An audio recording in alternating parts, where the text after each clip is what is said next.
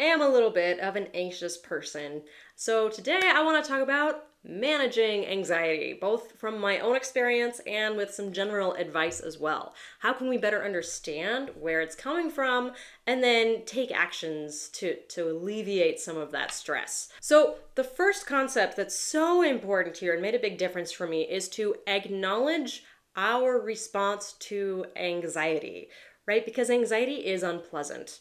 So many of us will distract ourselves or try to ignore it or respond with like fear, and we'll have a negative response to the anxiety itself that kind of exacerbates the situation.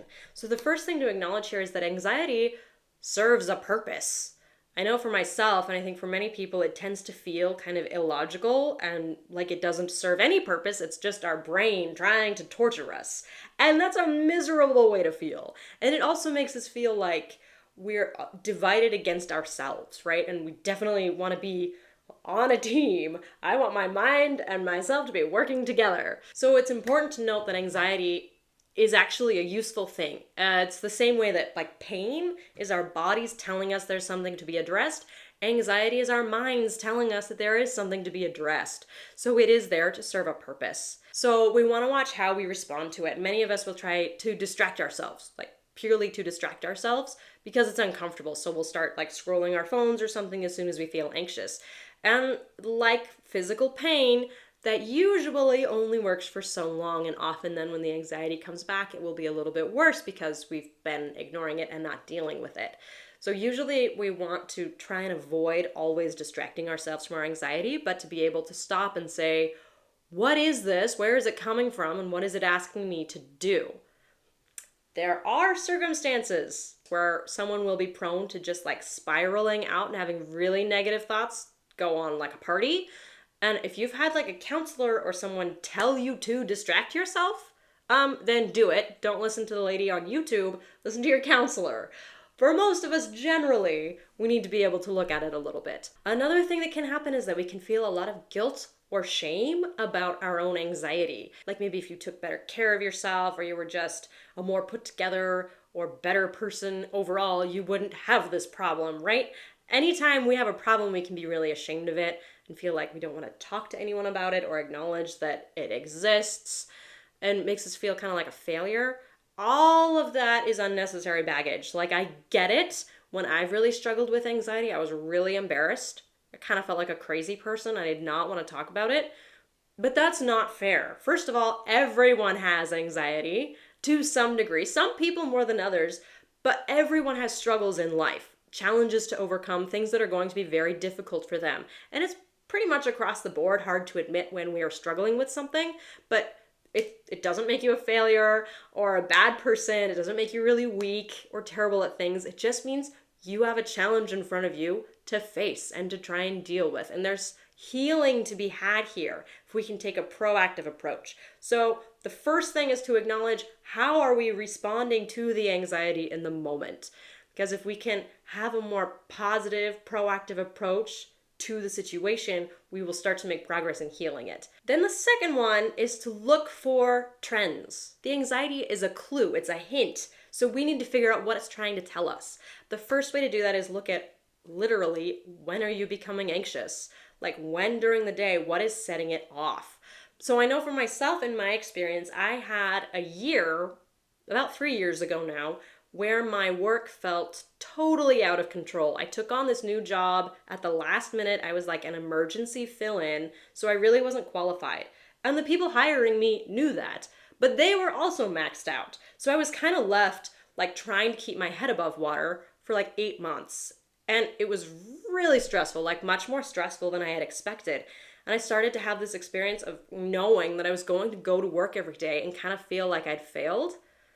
It was not a good place to be. So I felt like my life was really out of control, and it led me actually to having sleep anxiety. And I've always been a little sensitive to sleep. It matters a lot to me. I've never been the kind of person to casually pull an all-nighter.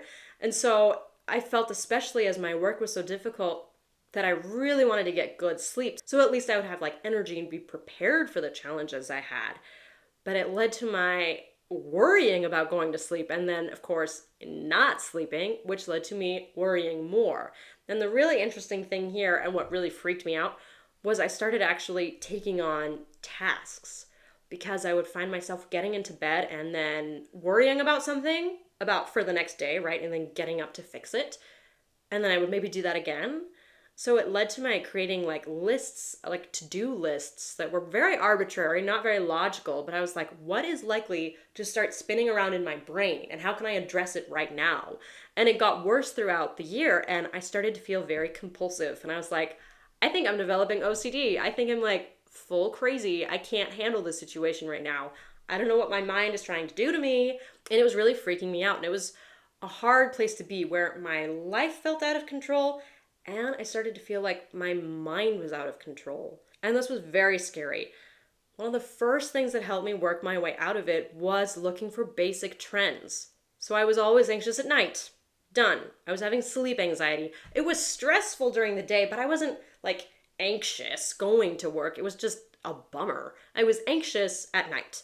And I did notice that if I was really disciplined and I got myself to bed an hour earlier, I would naturally be much less anxious because I was like, I have set myself up for success really well here. I have so much time to sleep, and I'd just be less worried, and I was much more likely to fall asleep. If I got to bed late, I was already anxious, I would start kind of spiraling out. So, this is my first tip. Look for the theme. Like, when are you getting anxious? Is it around food, right? At meal times, you're anxious. Is it around certain people or environments, right? How can you prepare yourself ahead of time to be less anxious? We're looking for elements that you can control because it tends to feel so out of control, and that's part of what makes it scary. If we feel like we have a handle on any part of it, that's progress, right? And we can work from there to start and chip away at what's bothering us. Or at least it can help you kind of stay afloat until you can dig a little bit deeper. And that's what I found. It helped me get through the year. Then after, when I was finally done with that job, I took more time to figure out where this kind of like frightening spiraling was coming from. Which brings me to point number 3, which is to look for an overall trend. Like in a big picture sense, what are we afraid of? So for myself, I was like, well, I'm afraid of not sleeping well. Okay. It took a little time, but I kind of dug down and realized that in my life, most people, I think everyone has some sort of a root fear that they carry with them, at least one. Most of us have several. But a root fear for me is of not measuring up and not doing enough. So I'm afraid of not carrying out all of my responsibilities, not doing enough for myself or for other people. To me, there's a real idea of failure in that. That is something I'm working through. But it helped me so much to realize that because I could understand how when I got anxious, I started to do things.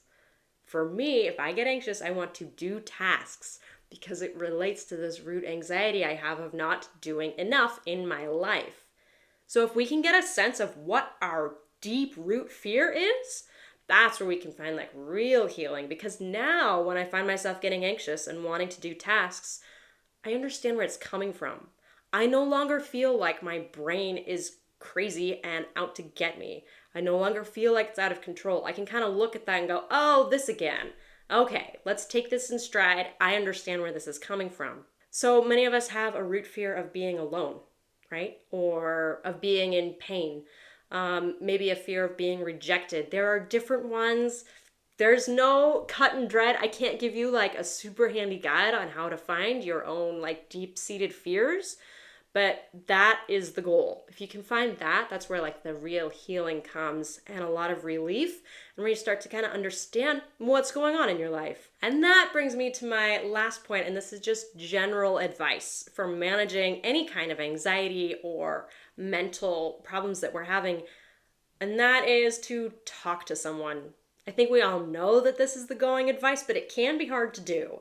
I have a hard time talking to people like in general about anything that's bothering me, but especially that time I was anxious, I think it took me months to open up to someone, not even a counselor, just my family, one of my family members, and say, I've really been struggling with this. And as soon as I talked about it, it helped me feel less crazy. There's this phenomenon, I think most of us maybe have experienced it, where when we're really worried about something, it gets really big in our minds. Our minds are not always the most logical. When we're thinking about our own circumstance, it can get really big.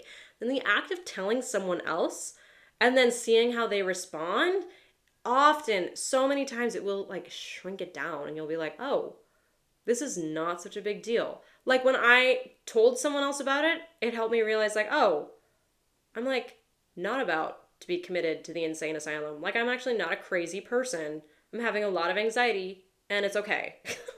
It helped. It was like a relief. I was like, oh my gosh, okay. They were like, wow, that sounds like hard. That's a bummer. What can we do to help? But nobody was like, oh, I didn't know that about you. Like, I'm not going to talk to you anymore. Just sort of the dormant fear we have there that we're going to be really harshly judged. So if you have someone you trust, oh my gosh, tell them what you're struggling with. It really makes a difference. And then, of course, people can give much more objective advice.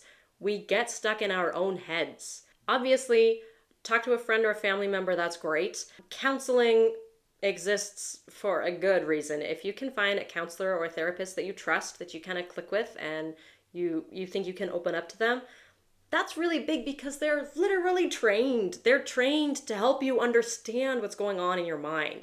They can help you dig through those thought patterns and find the trends and find the root fear and better understand where these things are coming from. That can be really great. And that's what I found. I went to a counselor a few times for my sleep anxiety. And right off the bat, I think after the second time I talked to her, she was like, okay, you're having this thought pattern here. Like, let's take a look at that. And I was like, oh, I never knew that was a problem. Great.